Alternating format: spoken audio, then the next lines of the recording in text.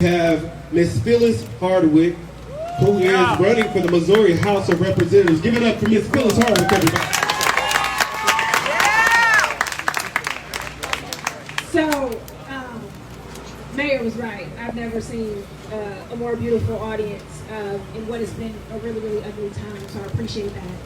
I also saw enough collar shirts to know there's probably about $2-3 million of student debt in this audience.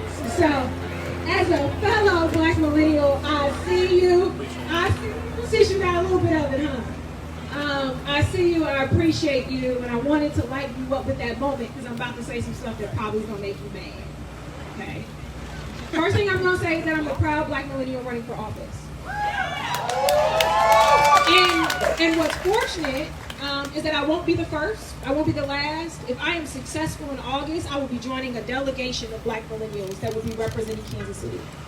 And why that's important is because you need to ensure that you have somebody in office that is representing us. Yes. Because as Q said, or Mayor Q,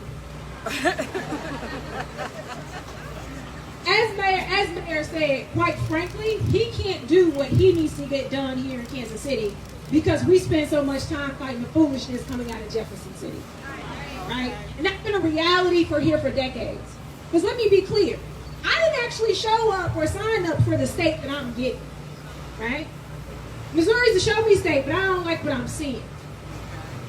Don't get me wrong, the actions that we took in 2014 and the actions that we took at my alma mater in 2015 were important actions to progress the agenda to ensure that those spaces were more welcoming for people of color. They were not made for us, and we have spent a lot of time ensuring that they have stayed that way. And it took some powerful actions from some folks in all different places, both high and in different types of places that you don't expect political power to come from, to make those differences. And as Q said, since then, our state has become a Republican trifecta. Everywhere you go is red. You look at our little map, there's a little blue dot on the west side of the state, there's a little blue dot on the east side of the state. And then every once in a while, depending on how many people at the University of Missouri show up to vote, that may be blue, right? But it wasn't always that way. I live in a district that is 57% people of color.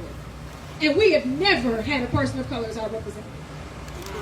In fact, we've been ran by the same two families for those 35 years. No disrespect to the political families. I know some of y'all have been here. I get it. But at the end of the day, over the course of those 35 years, our district has changed and progressed and the representation hasn't. So what does that mean? We fight for historic tax credits, but we don't fight for affordable housing. Woo! Okay? We fight to get menstrual products in schools, which I think is important. But we don't fight to make sure that Black bodies are not being put in prisons at a rate that is far beyond what we know is actually true for the actual level of criminality happening in our spaces. So the question becomes, how do we change that? Well, like Mayor said, when you run for office, you get this data, right? And I came from finance, so I love numbers, right? You get them in the spreadsheets, everything is great. You see your pockets of opportunity, your pockets of potential so that you can actually get the W. And when you cut that data, while my district is 57% people of color, 65% of my reliable voters are over the age of 65 and don't look like me. And so when you're thinking about why we fight for historic tax credits and we're not fighting for affordable housing, it's because your every time voter matches the interest that we are fighting for. And so what I'm going to ask you to do is continue to do the work the millennials are doing, because now boomers are about to make you mad. Y'all like to talk about the fact that we don't show up, but we actually voted a higher rate of anybody else younger than 35 in the history of America. Right? So it's true that we vote, but at the end of the day, that number is only 30%, y'all. So it went from bad to a little bit better. But if you are not fired up in this moment to make sure that what you're protesting for doesn't progress, if you are not trying to see how the work that you are doing in those fancy jobs can shift that system and that space for the sister or brother coming behind you, where you got to step up and do some more work.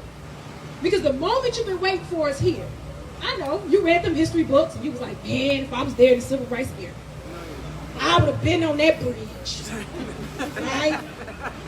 If I was there back then when Rodney King was got beat, man, I would have did that work to make sure we reformed the police. Well, what y'all need? We got a pandemic. People who look like us are underemployed or unemployed at a rate that we have never seen since the Great Depression. Literally, it's 50% in the Great Depression. We now sitting at 4. We getting there pretty close. And if that wasn't enough for you, a man was murdered by 4 police officers while being filmed, and people pleading for his life. So I'm here to make you a little bit mad and tell you that whatever work you're doing, we need a little bit more. If you're one of them people that I got to convince to vote every time because you're not sure how it works for you, you don't lay it out for him. He can't hold people accountable because we don't have his back in Jeff City.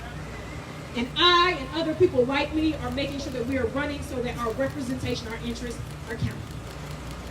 So hopefully if you are signed up and you're mad, you can come help me. My website is phylishardwick.com. You can sign up to help me knock on doors and make sure that we are bringing all people into the political process.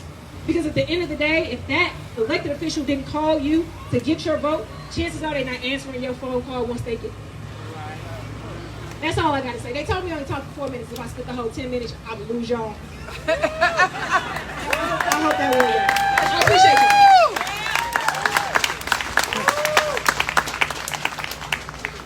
Up next, we have the current Missouri State Representative, Barbara.